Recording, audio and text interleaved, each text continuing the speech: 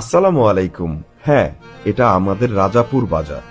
আনুমানিক ১৯৭৪ সাল থেকে ৭৫ সালের মধ্যবর্তী সময়ে এই বাজারটি প্রতিষ্ঠিত হয়।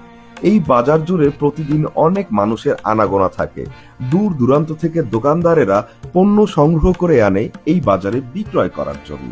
রাজাপুর বাজারের এই মাছ বাজারে পাওয়া যায় সব ধরনের মাছ, যেমন সমুদ্রের মাছ, নদীর মাছ, বিলের মাছ, চাষের মাছ। খুলনার বাণিজ্যিক প্রাণকেন্দ্র বড়বাজারের পাশে ভৈরব নদীর গা ঘেঁষা এই রাজাপুর বাজার হওয়ায় আপনার প্রয়োজনীয় প্রায় সবকিছুই পেয়ে যাবেন এই বাজারে।